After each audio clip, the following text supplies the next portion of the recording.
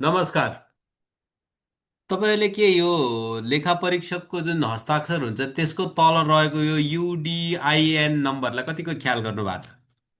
जुनसुकै संस्थाको पनि वार्षिक प्रतिवेदन छापिँदा त्यहाँ लेखा परीक्षकको प्रतिवेदन सँगसँगै छापिएको हुन्छ, बिचतिर कतै हुन्छ त्यो त्यो लेखा परीक्षकको प्रतिवेदनको अन्तिम पृष्ठमा अन्तिम भागमा गएर हेर्नुभयो भने त्यहाँ तपाईँले सम्बन्धित लेखा परीक्षकको नाम देख्नुहुन्छ, सम्बन्धित लेखा परीक्षकको फर्मको नाम देख्नुहुन्छ, सिग्नेचर देख्नुहुन्छ, ठाउँ ठेगाना मिति, अनि लास्टमा यो एउटा युडिआइएन भनेर यो के अगाडिपट्टि अङ्क पछाडिपट्टि अक्षर लेखेको देख्नुहुन्छ, अङ्ग्रेजीको अक्षरहरू लेखेको देख्नुहुन्छ। अब आज हामी यसकै बारे भिडियोमा चर्चा गर्नेछौँ। यो नम्बरबाट हामीले के कुरो थाहा पाउन सक्छौँ त्यो पाटोमा विशेष जोड गर्छौँ। यो नम्बर एउटा पब्लिक इन्फर्मेसन हो, सार्वजनिक जानकारीको रूपमा आएको हुन्छ, विशेष गरी सार्वजनिक संस्थाहरूको केसमा चाहिँ जसले चाहिँ वार्षिक प्रतिवेदन छापेर साधारण सभा गर्नुहुन्छ उहाँहरूको निस्केकै हुन्छ। अब त्यस्तो केसमा यो कसरी हेर्ने, यसबाट के बुझिन्छ? अब यहाँ म तपाईँहरूलाई यसमा भएका केही इन्फर्मेसन यहीँबाटै यही नम्बर मात्रै हेरेर थाहा पाउन सकिने जानकारीहरू यहाँ प्रस्तुत गरिदिन्छु। अनि त्यसबाहेक यसबाट थाहा पाउने अरू इन्फर्मेसनका लागि एउटा पब्लिक डोमेनतिर लानेछु मैले, साथमा भिडियोको साथमा रहिरहनु होला। Like, comment, and यो subscribe. पहिला यहाँ छ 26। यो 26 भनेको अङ्ग्रेजी क्यालेन्डर एडीको 2026 साल भनेको 01 जनवरी पहिलो महिना, त्यसपछिको 10 भनेको 10 तारिक, अर्थात् पहिलो दुईटाले साल देखाउँछ, दोस्रो दुईटाले महिना देखाउँछ र तेस्रोले के देखाउँछ? तारिक देखाउँछ। यसले डेट दियो, के को डेट? यो युडिन नम्बर कुन डेटमा जेनेरेट गरेको भनेर डेट दिन्छ सुरुको 6वटाले। त्यसपछि यहाँ देखियो सिए। अब आइक्यानमा दुई थरी मेम्बर हुनुहुन्छ, सिए मेम्बर र आरए मेम्बर। अब यो युडिन कसले जेनेरेट गरेको भनेर यहाँ छुट्टिन्छ, सिएले जेनेरेट गर्नुभएको अथवा आरएले। अब यो सिए देखियो भनेपछि सिएले जेनेरेट गर्नुभएको रहेछ भन्ने बुझ्यो। त्यसपछिको यो जुन 5वटा अङ्क छ, यो 5वटा अङ्कले चाहिँ सम्बन्धित सिए को अथवा आरए को मेम्बरसिप नम्बर देखाउँछ।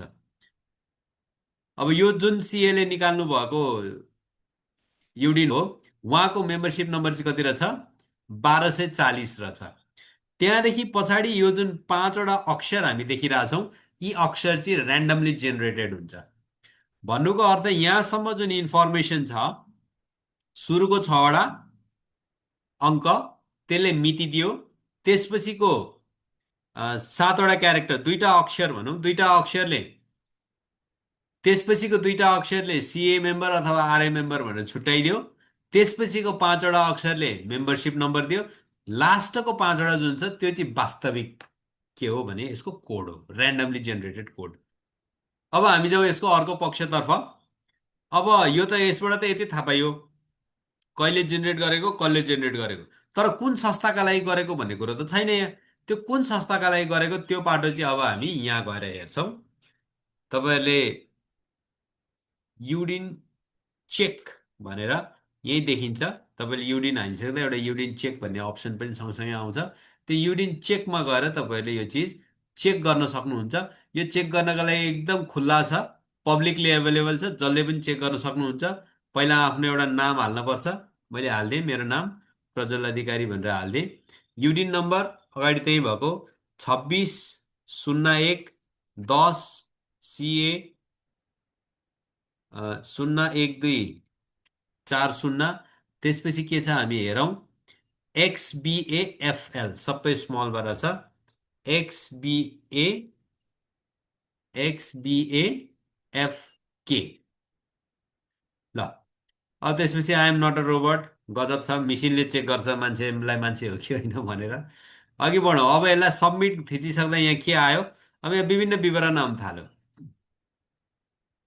विवरणमा के आयो? स्टेटस, डेट, टाइम, मैले कति बेर चेक गरेँ, यो चाहिँ चेक गरेको टाइम, युडिन नम्बर मैले हालेकै भइहाल्यो। मेम्बर को हुनुहुँदो रहेछ? राजमणि भट्टराई। अब यहाँ यहाँ हामीले हेर्दा यहाँ पनि केही देखिन्छ, साइन गर्नेको हुन्छ राजमणि भट्टराई नै हुनुहुन्छ भनेपछि यो यहाँ जुन युडिन छ यो युडिन चाहिँ जेनेरेट भएको ठिकै रहेछ भन्ने बुझ्यो।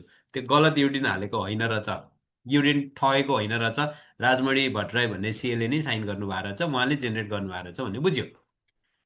अर्को देखियो अडिट गर्नु भएको छ, त्यो पनि स्ट्याट्युटरी अडिट कसको, जनउत्थान सामुदायिक लघु वित्त वित्तीय संस्थाको गर्नु भएको छ। अब हामी पनि हेरौँ यो यो जुन मैले सिग्नेचर यहाँ युडिन तानेको छु यो कसको रहेछ त हेरौँ।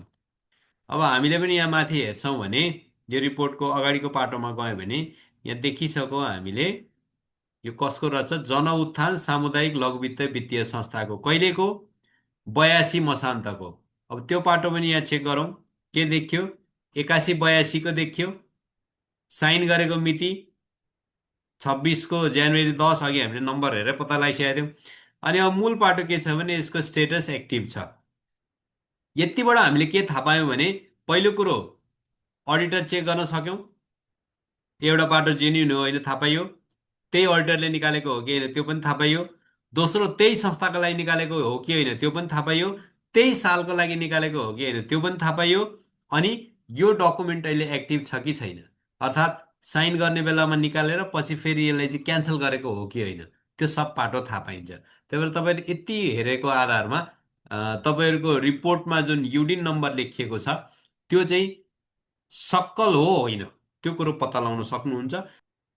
बजारमा अहिले विभिन्न त्यस्ता व्यक्तिहरू छन् जसले चाहिँ आफूलाई लेखा परीक्षक भएको दावी गर्दछन्। दावी गरेर उनीहरूले युडिनको जथाभावी प्रयोग गरिदिएको हुनसक्छ, त्यो गर्दाखेरि तपाईँलाई समस्या पर्न सक्छ। त्यही भएर तपाईँले आफ्नो जुन युडिन छ आफ्नो युडिनलाई गएर एकचोटि यस्तोमा गएर चेक गरेर त्यसलाई भेरिफाई गर्नुहोस्। सबभन्दा पहिला तपाईँहरूले यो हेर्नुहोस् स्टेटस त्यसको एक्टिभ छ कि छैन हेर्नुहोस्, अनि यो विवरणहरू मिलेको छ कि छैन त्यो पाटो हेर्नुहोस्। यो सबै मिलेको छ भने ठिक छ, मिलेको छैन भने जसले तपाईँलाई यो युडिन नम्बर दिनुभएको उहाँलाई सम्पर्क गर्नुहोस्। तपाईँहरूले आइक्यानमा पनि सम्पर्क गरेर यसको थप के हुन्छ त्यो पाटो तपाईँले गर्न सक्नुहुन्छ। तपाईँलाई कम्प्लेन गर्नुपर्ने यी तपाईँको एन्ट्री कम्प्लेन्ट भन्ने ठाउँ अप्सन यी दिएको छ, यही वेबसाइटमा दिएको छ होइन। कसैलाई सम्पर्क गरेर केही सोध्नु पर्यो भने सम्पर्कको व्यवस्था पनि यी दिएको छ। तपाईँहरूको समय शुभ रहोस्, धन्यवाद।